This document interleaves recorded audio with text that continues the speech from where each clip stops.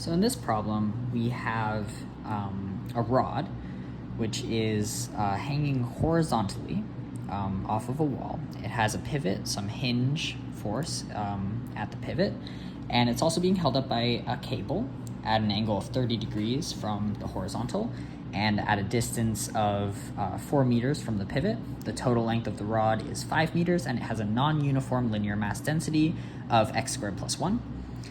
At the end of the rod is a 10 kilogram hollow sphere with a radius of 1 meter. And this question is asking us two things. It's asking us to find the tension force from the cable and also the hinge force.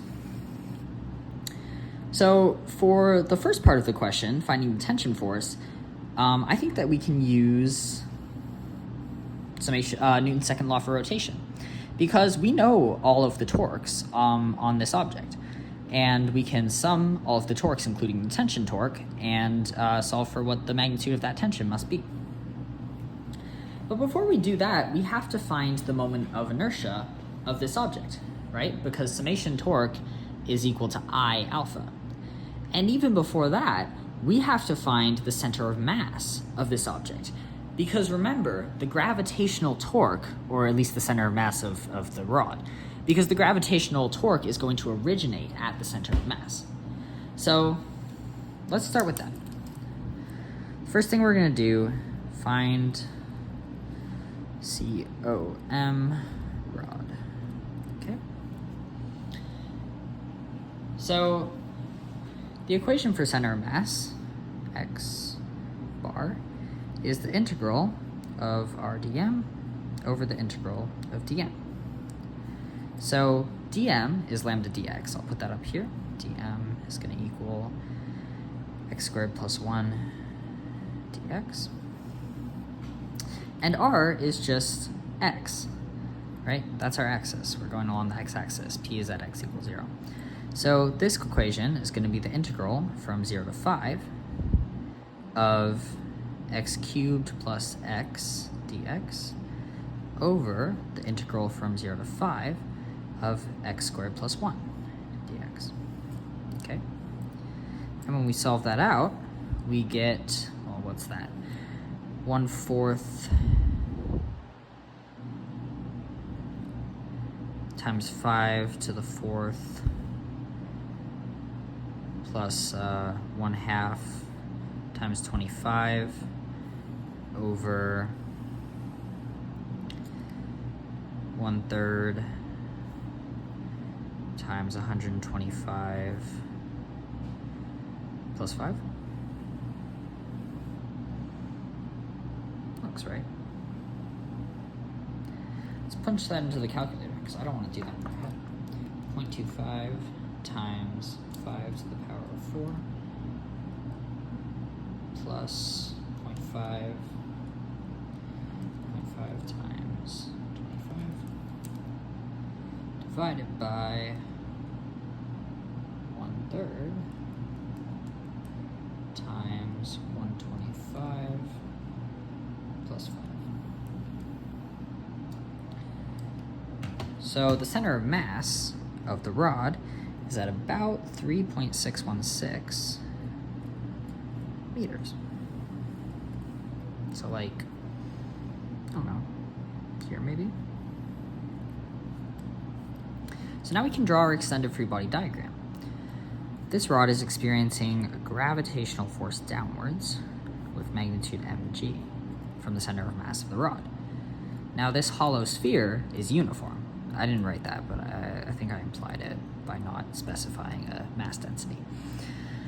So if it's uniform, that means the gravitational force of the sphere is originating at the center. The other forces on this rod include the tension force, which goes along the cable, and then there's also some hinge force. Now hinge forces are not necessarily, they're not normal forces. They don't have to be normal to the surface. They could be at any angle. They function as a reactive force to keep the rod up on the wall. It's like a combination of friction and normal force, basically. So what we do to solve for them is we just kind of split it into some f hinge y and some f hinge x. Cool. That's our free body diagram. So the next thing that we're going to do is find the moment of inertia. I rod plus ball. Okay. So let's start with the moment of inertia of the rod. I rod is going to be the integral from 0 to 5 of r squared dm. Okay. Well, dm, like I've written up here, is x squared plus 1 dx. And r squared is x squared. So this is going to be the integral from 0 to 5 of x to the 4th plus x squared dx, which is going to be 1/5 times 5 to the 5 plus 1/3 times 5 to the 3. And I'll go ahead and punch that into my calculator. That is 0.2 times 5 to the 5 plus 1/3 times 5 to the 3. Oh, look. The I rod is about 666. Damn. Excuse me. 0.7. Pardon my language. 0.7 kilogram meter squared. Okay. Now we can find the moment of inertia of the ball. Now the moment of inertia of a hollow sphere, we can look at our handy moment of inertia sheet, and we can see that it is 2/3 mr squared. But this hollow sphere is not being rotated about an axis through its center. It's being rotated about a parallel axis right here at P. So we're going to use the parallel axis theorem. We're going to say that I ball is equal to I center of mass, which is 2/3 times 10 kilograms times 1 meter squared, plus that 10 kilograms times d, which is d squared. D is the distance between the center of mass of this object and the pivot. That distance is 5 meters for the rod plus 1 meter for the radius. So times 6 squared. That one might be a little easier to do. That's 20 over 3 plus 360. So that is going to be around 366.7 kilogram meters squared. So then I total is just I rod plus I ball, which is going to be around that plus that is around 1,033.3 kilogram meters squared. That's the moment of inertia. So it's a large moment of inertia. It's a very heavy object that's hard to rotate. So now finally, to find the tension force, we can do Newton's second law for rotation. We can say that the summation of torques about P is equal to 0. That's funny. We didn't even need to solve for the moment of inertia because we knew the summation of torques was equal to 0. LOL. I actually didn't realize that. But it's a good exercise to solve for the torque, to solve for the moment of inertia as well. And if you end up solving for something on an exam and you realize that you didn't need to solve for it, you can just make a little note and say, haha. Okay. So we can say this, the summation of torques about the pivot P is equal to 0. And the cool thing about taking the summation of torques about the pivot P is that we don't have to worry about these hinge force variables that we don't know. That means that the only variable that we don't know is the force of tension, which is what we're looking for. Really quickly, I need to solve for the mass of this rod because that's going to be the magnitude of mg, is the mass of the rod times the acceleration due to gravity. But once again, this is just the fundamental theorem of calculus where m is equal to the integral of dm, which is going to be, in this case, the integral from 0 to 5 of x squared plus 1, which is 1/3 times 5 to the third, which is 125, I think. Ooh, did I do this wrong?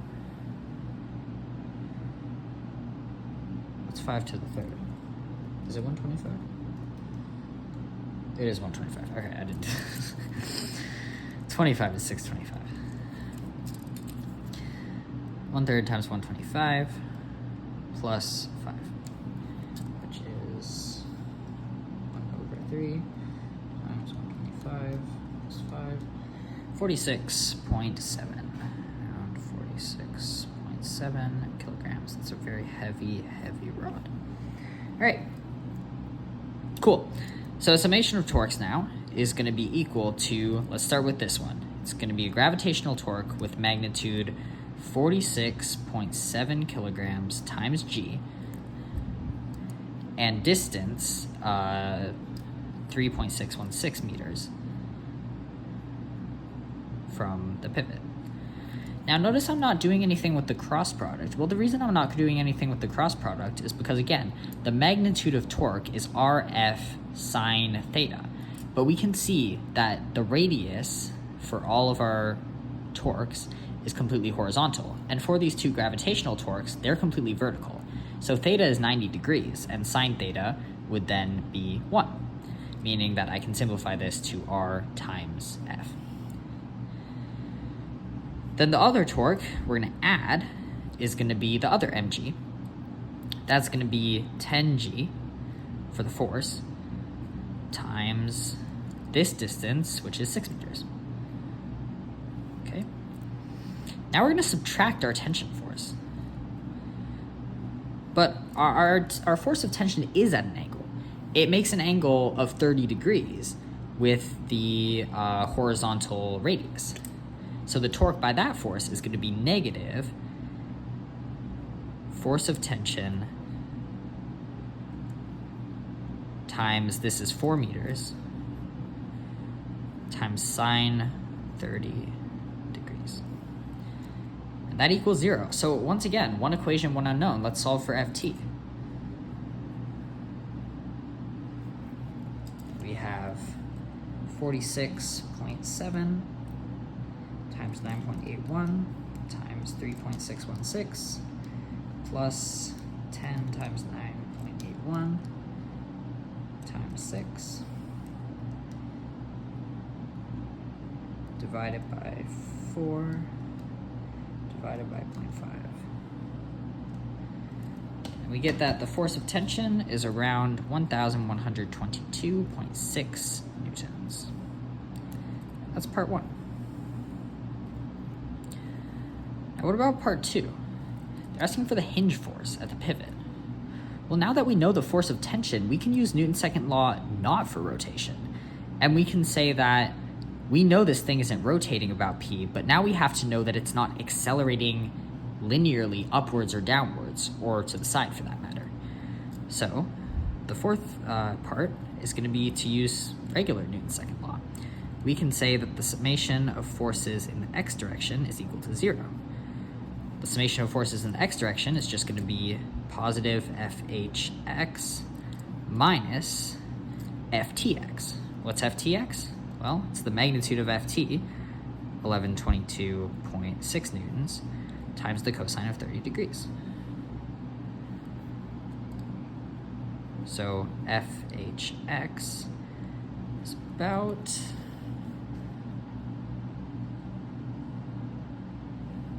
sure I'm in degrees. There we go. Minus cosine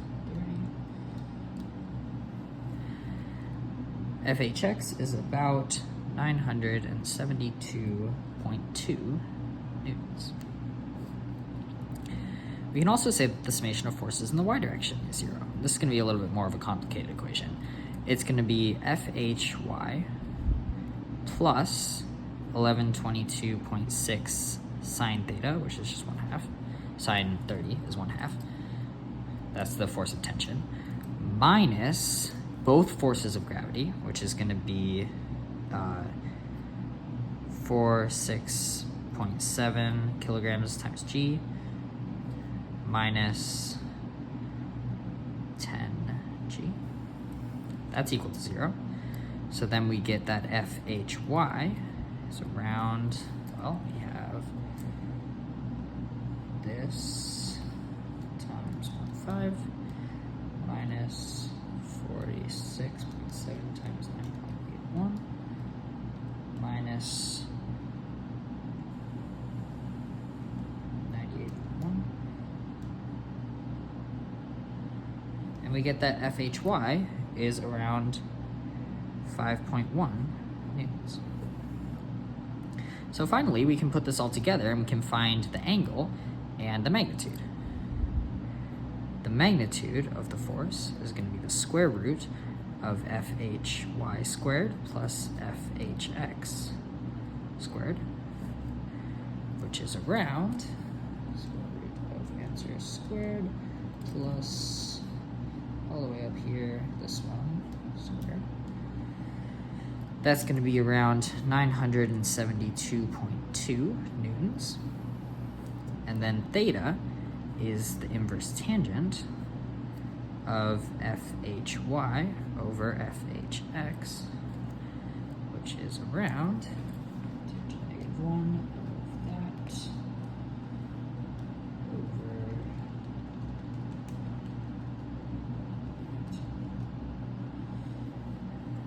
which is around 0.3 degrees. And we can real quickly just draw a little picture of our vectors. Our FHY is positive, and our FHX is also positive. So our vector angle is going to be in degrees above the positive x-axis, like that. So our final answer is that force hinge is equal to 972.2 newtons at 0.3 degrees above